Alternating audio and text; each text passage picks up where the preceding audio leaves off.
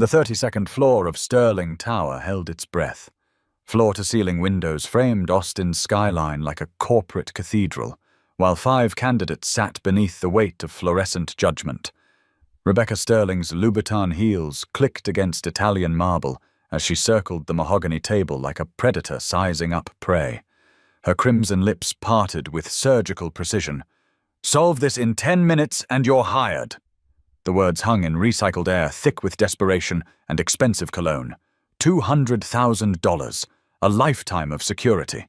4 razor-sharp minds immediately descended into digital warfare, algorithms blooming across screens like technological wildfire, fingers dancing across keyboards in a symphony of ambition. But Ryan Hayes remained statue still, his threadbare Oxford shirt a stark contrast to the polished suits surrounding him. His weathered hands trembled above keys that could unlock his daughter's future. Then his phone lit up. 3 words that shattered everything. "Daddy, I'm bleeding." His calloused fingertips moved with unexpected calm. Typing something so devastatingly simple, it would either mark him as a fool or reveal the genius hiding behind tired eyes. The answer that would make a billionaire CEO question everything she thought she knew about intelligence. Ryan's fingers hovered over the laptop screen, displaying the traveling salesman optimization problem. 1,000 delivery points scattered across a digital map of Austin like fallen stars. The other candidates were already deep in their solutions. Neural networks, machine learning algorithms, computational complexity theories that would make MIT professors weep with pride. But Ryan saw something different.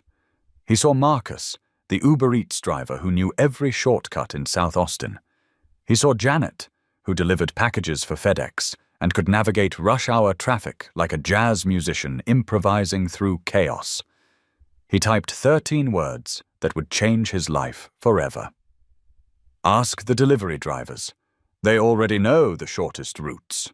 The room fell silent except for the soft hum of air conditioning and the distant rumble of Texas thunderclouds gathering over the city.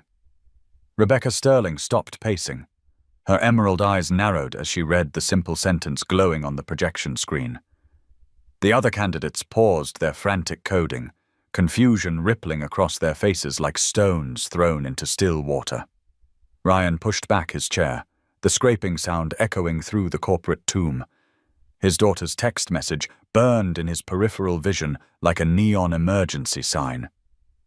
"I have to go," Ryan said, his voice steady despite the tremor in his hands. "My 8-year-old daughter is hurt." Rebecca stepped forward, her shadow falling across the conference table like a dark promise. "Mr. Hayes, you realize you're walking away from a $200,000 opportunity?" Her words carried the weight of boardroom battles and hostile takeovers, but something flickered behind her eyes, something that looked almost like recognition. The other candidates watched this corporate theater unfold, their algorithms forgotten in the wake of human drama more compelling than any code. Ryan met her gaze without flinching. "Ma'am, I've been broke before. I can be broke again. But I can't be the father who wasn't there when his daughter needed him most." The elevator ride down 32 floors felt like descending through layers of his own desperation. Each floor dinged past like a countdown to the life he'd probably just thrown away. The parking garage smelled of concrete and motor oil, familiar scents that reminded Ryan of the construction job he'd worked after Sarah died. His Honda Civic waited in the far corner, its faded blue paint and rust spots marking it as the cheapest car in a sea of BMWs and Teslas. The engine coughed to life with the reliability of an old friend who'd seen better days. Austin traffic moved like molasses in summer heat, but Ryan knew the back roads that the GPS systems hadn't discovered yet. He'd learned them during his brief stint as a DoorDash driver, when coding projects dried up and bills kept coming like unstoppable tides. His phone buzzed against the dashboard. Unknown number. He let it ring, focused on the road and the growing knot of worry in his stomach. Oakwood Elementary appeared through the heat shimmer like a mirage of red brick and childhood promises. Mia sat in the nurse's office with a white bandage wrapped around her knee, her dark hair falling across her face like a curtain hiding her tears. At 8 years old, she possessed an emotional intelligence that sometimes frightened Ryan with its depth. She looked up when he burst through the door, and her smile could have powered the entire school district. The relief in her brown eyes, Sarah's eyes, hit him harder than any corporate rejection ever could. "Daddy, you came so fast," she whispered against his chest as he knelt beside her chair. "I told you I'd always come, didn't I?" Ryan smoothed her hair, checking the bandage with gentle fingers. "What happened, sweet pea?" Mrs. Rodriguez, the school nurse, looked up from her paperwork with the weary expression of someone who'd seen every playground accident imaginable. "She fell off her bike during recess. Just a scrape, but it bled quite a bit. Nothing serious, but she was scared." Her voice carried the soft accent of South Texas, warm as summer evenings and twice as comforting. She'd been watching over Oakwood's children for 15 years, and her instincts about worried fathers were rarely wrong. Ryan's phone buzzed again. Same unknown number. This time he answered, stepping into the hallway where his voice wouldn't disturb the other children resting in the nurse's office. "Mr. Hayes, this is Rebecca Sterling." But Nathan noticed troubling details. Grace's clothes never repeated. Her purse changed styles weekly, and she never seemed concerned about prices when buying Tommy gifts or paying for meals. She spoke about schools and opportunities with casual authority, dropping references to private tutors and summer camps that existed in a different financial universe from Nathan's reality. When he protested her generosity, Grace would wave away concerns with a laugh that didn't reach her eyes. "I can afford it," she'd say, and something in her tone suggested mountains of money behind those words. The moments between them grew charged with possibility, but possibilities came with complications that Nathan tried to ignore. The night everything changed started like any other. Nathan was finishing his evening rounds when he heard soft crying from the music room. Ava was there again, huddled in the corner with tears streaming down her face, holding a photograph. Without thinking, Nathan began whistling "You Are My Sunshine," watching the melody work its gentle magic. That's when he saw Grace standing in the doorway, not watching him this time, but staring at Ava with naked desperation. The recognition hit like lightning. The way Grace's breath caught when she saw Ava, the way her hands trembled, the way she whispered "baby" under her breath. Ava looked up at Grace with eyes that held fear and longing, her small voice breaking as she said, "Mommy, you came back." Grace moved toward her daughter like she was walking through water, each step weighted with months of separation. She knelt beside Ava, not quite touching, as if invisible barriers held her back. Nathan stood frozen, understanding crashing over him in waves. The truth came out in fragments over the next hour. Grace Wellington, not the mysterious single woman Nathan had imagined, but a CEO whose divorce had made headlines. A mother who'd lost custody of her daughter in a legal battle that pitted career ambitions against traditional family values. A woman so desperate to see her child that she'd created elaborate chance encounters, positioning herself in Nathan's life because he was the one person who could calm Ava's fears. "I didn't plan for this," Grace said, her voice breaking as Ava fell asleep in her arms. "I just wanted to see her, to make sure she was okay. But then I met you, and Tommy, and—" She couldn't finish, couldn't explain how proximity to Nathan's uncomplicated love had made her realize how much she'd lost. "I know how this looks. I know you must think I used you." Nathan wanted to be angry, but watching Grace hold her daughter with desperate tenderness, he found only heartbreak where rage should have lived. Grace explained how Robert Wellington had painted her as an absent mother, documenting every late meeting and business trip. The court had sided with stability over transformation, granting Grace only 4 hours of supervised visitation per week. The days that followed blurred together in revelation and complication. Grace tried to maintain their relationship, insisting her feelings had become real, but Nathan couldn't separate the woman he'd been falling for from the CEO who'd manipulated their meetings. The media attention made everything worse. Headlines painted Nathan as either naive victim or calculating opportunist. Principal Harrison called Nathan in with concerns about publicity and professional judgment, resulting in temporary suspension. Tommy bore playground cruelty with resilience children shouldn't need, asking if people would always stare and whisper. The guilt ate at Nathan. He'd let himself hope for something better. And now Tommy was paying the price. The breaking point came when Tommy got into a fight at school with a classmate who'd called Grace a fake mom and Nathan a charity case. His son's face was bruised, his spirit more battered than his body. That night, for the first time since Rebecca's death, Nathan couldn't bring himself to whistle bedtime songs. Grace appeared the next morning with coffee and desperate apologies. "The feelings I have for you, for Tommy, they're real," she said, sitting on his second-hand couch. "Everything else was calculated, but this is real." Nathan wanted to believe her, but trust once broken couldn't be repaired with good intentions. "How do I know what's real?" he asked, his voice cracking. "How do I know you're not still playing some game I'm too stupid to understand?" The conversation that ended everything lasted 37 minutes. Grace cried, not elegant tears, but ugly, desperate sobs of a mother who'd gambled everything and lost. Nathan felt his resolve wavering, but Tommy's bruised face kept him anchored to reality. "I can't do this," he said finally. "I can't be part of your custody battle.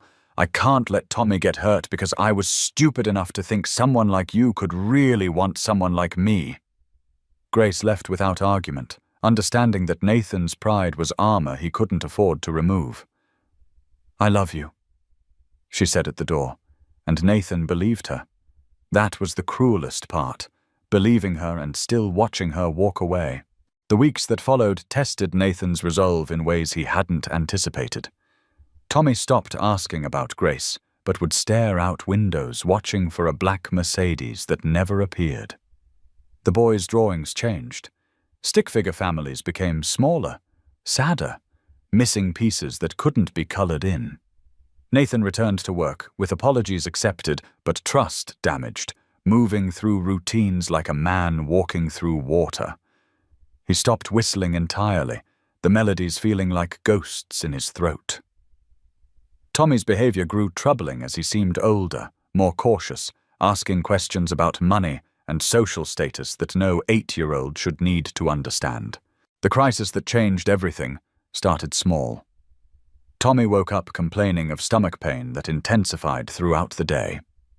Nathan found himself in the emergency room while doctors used words like appendicitis and surgery and complications. Nathan's basic insurance would cover the surgery, but Tommy's recovery would require follow-up care in grey areas between necessity and luxury. The surgeon explained options: basic recovery at county hospital or transfer to Children's Medical Center with pediatric specialists. The difference in cost was staggering, but the difference in outcomes was equally significant. Nathan stared at forms he couldn't afford to sign and couldn't afford not to sign. That's when Grace appeared, slipping into the hospital room like she'd never left their lives. She looked exhausted, her usual polish replaced by rumpled authenticity of someone who'd driven through the night. "I heard," she said simply. Grace took one look at insurance papers documenting the gap between what they had and what Tommy needed, and made a phone call that changed everything. Within an hour, Tommy was being transferred to Children's Medical Center, his care upgraded to comprehensive treatment that money could buy and love alone couldn't provide. "I'm not doing this for you," Grace said, watching doctors examine Tommy. "I'm doing it because Tommy's a good kid who deserves every advantage, and because I know what it's like to love a child so much it physically hurts." The surgery went perfectly, Tommy waking with optimism that made adults remember why children were worth protecting. Grace stayed throughout, bringing Nathan decent coffee and reading stories to Tommy in voices that made the boy laugh. Watching them together, Nathan began to understand the depth of Grace's loss, how her maternal instincts had been channeled toward his son in the absence of access to her daughter. The conversations that followed revealed truths that recontextualized everything. Grace wasn't just fighting for custody, she was fighting for the right to be a mother. Every interaction with Ava was monitored and documented, every expression of affection measured against impossible standards of maternal perfection. "I have one chance left," Grace told Nathan as they watched Tommy sleep. "One final hearing where I can present new evidence, show the court that I've changed." She'd been seeing therapists, taking parenting classes, restructuring her professional life around the possibility of shared custody. "I need character witnesses, people who've seen me with children, who can testify that I'm capable of putting a child's needs first." Nathan found himself nodding, committing to testimony that would thrust him back into media spotlight. But watching Grace with Tommy, seeing her natural response to his needs, Nathan couldn't deny her capacity for love. Whatever her mistakes, Grace understood children in ways that couldn't be faked. The hearing took place on a snowy Tuesday morning in December. Nathan wore his funeral suit and tried to project respectability that would make judges listen to Janitor's opinions about billionaire mothers. His testimony was simple, factual, focused on specific moments when Grace had demonstrated genuine care for Tommy's well-being. Under cross-examination, Robert's lawyer tried to paint Nathan as biased, but his quiet sincerity resonated with judges. The most powerful testimony came from Ava herself, telling the judge about nightmares that stopped when she heard whistling in school hallways, about missing her mummy, about wanting to live with both parents. The judge's decision reflected Solomon's wisdom: joint custody, with Grace earning 4 days a week, Robert maintaining 3, both parents required to attend family counseling. The victory felt different than Nathan had expected. Grace cried tears of relief rather than triumph, hugging Nathan in the courthouse corridor. For a moment, he remembered what it felt like to matter to someone whose life existed on a scale he could barely comprehend. But reality reasserted itself.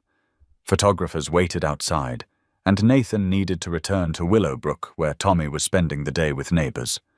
The hearing was over, but complications of their relationship remained unsolved. They drove back in separate cars, Nathan wondering if possibilities required trust that needed time to heal, and whether they had enough of either commodity. Grace made the first move toward reconciliation by doing nothing at all. No phone calls, no surprise visits, no grand gestures. Instead, she simply existed in Willowbrook, renting a small house 3 blocks from Nathan's apartment and living with deliberate modesty that suggested permanent rather than temporary change. She shopped at the same stores, ate at the same diners, walked the same streets where Nathan had built his life. Neighbors who'd been suspicious began seeing her as just another single parent trying to balance work and childcare. The transformation was subtle but unmistakable.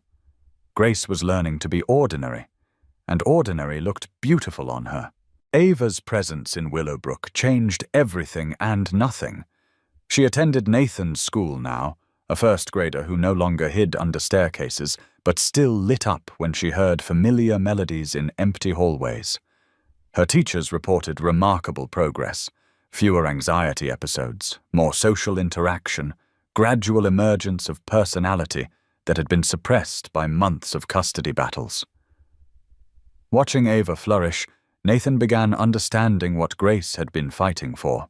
Why she'd risked everything for the chance to be a daily presence rather than a supervised visitor. The renewed relationship developed slowly, carefully, like people learning to trust ice that had already broken once. They encountered each other at school pickup, grocery stores, the park where Tommy and Ava had become unlikely friends. Their conversations were polite, surface level, But underneath careful politeness, Nathan sensed something different in Grace's demeanor, a groundedness that hadn't existed during their first relationship when she'd been operating from desperation rather than choice. This version of Grace seemed more real, less polished, willing to be seen in sweatpants rather than designer perfection.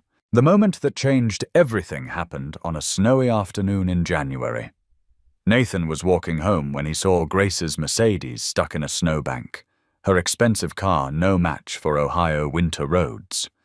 Without thinking, Nathan approached with offers of help, and for 20 minutes they worked together, Nathan providing muscle, Grace following directions with humility that suggested she was learning to ask for help instead of hiring it.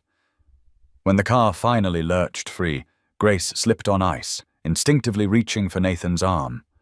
The contact lasted longer than necessary, both aware of familiar electric current that now felt more like recognition than attraction.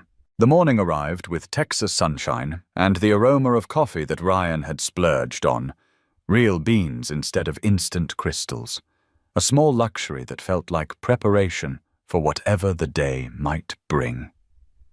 Mia appeared in the kitchen wearing her best dress, the blue one with white flowers that Sarah had bought for Easter 2 years ago.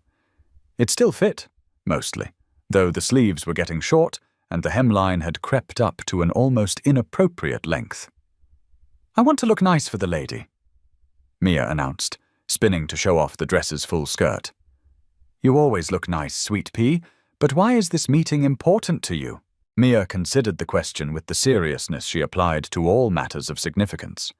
"Because she made you smile on the phone yesterday, and because maybe she needs us as much as we need her job." The observation carried the weight of childhood wisdom that sometimes cut straight to truths adults spent years trying to understand. Sterling Tower looked different in morning light, its glass and steel surfaces reflecting the optimism of sunrise, rather than the harsh judgment of afternoon fluorescence. The elevator carried them upward through layers of corporate ambition and quarterly reports, past floors where hundreds of people pursued success with the single-minded determination of salmon swimming upstream. But today, Ryan felt less like prey being delivered to a predator and more like someone climbing toward possibility. Rebecca Sterling's office occupied a corner of the 32nd floor, its windows offering panoramic views of Austin's sprawling growth and the Texas hill country beyond. She stood with her back to them when they entered, silhouetted against morning sky like a figure from a business magazine cover shoot. But when she turned, Ryan saw something different in her expression, a softness around the edges that hadn't been present during yesterday's corporate theater. "Mr. Hayes, and you must be Mia." Rebecca approached with the careful movements of someone unaccustomed to interacting with children, but her smile seemed genuine rather than calculated. She knelt to Mia's eye level, a gesture that transformed her from intimidating executive to approachable human being. Ryan watched this interaction with the protective alertness of a parent who'd learned to read people's intentions through their body language and vocal inflections. "I heard you were very brave yesterday when you got hurt," Rebecca said. Mia nodded solemnly. "It wasn't that scary, and Daddy came really fast, even though he was doing something important." Her loyalty to Ryan shone through every word, fierce and absolute in the way that only children could manage. "Your daddy is very smart. He solved a problem that's been troubling my company for months." Rebecca stood, smoothing her skirt with hands that Ryan noticed trembled slightly. "Would you like to see something special while your daddy and I talk business?" She led them to a section of her office that Ryan hadn't noticed during his first visit. A comfortable seating area with floor-to-ceiling bookshelves and a child-sized table set with art supplies. The setup looked both expensive and barely used, like a museum display of childhood rather than a lived-in space. But Mia's eyes lit up at the sight of fresh crayons and pristine drawing paper. "I can draw here. I was hoping you would." Rebecca replied, "I haven't had young artists visit my office in quite some time." As Mia settled into creative work, Rebecca gestured for Ryan to join her at a conference table positioned near the windows. Austin stretched out below them like a map of possibilities, the Colorado River winding through downtown like a silver ribbon connecting past to future. The morning traffic looked almost peaceful from this height, individual struggles and dreams reduced to moving dots in an urban constellation. The position I'm offering involves more than route optimization. Rebecca began, her voice carrying none of yesterday's corporate edge. I want to launch a platform connecting single parents with schools, emergency services, and community support networks. Something that addresses the real challenges families like yours face every day. The crisis that forced them to define their relationship came from unexpected direction.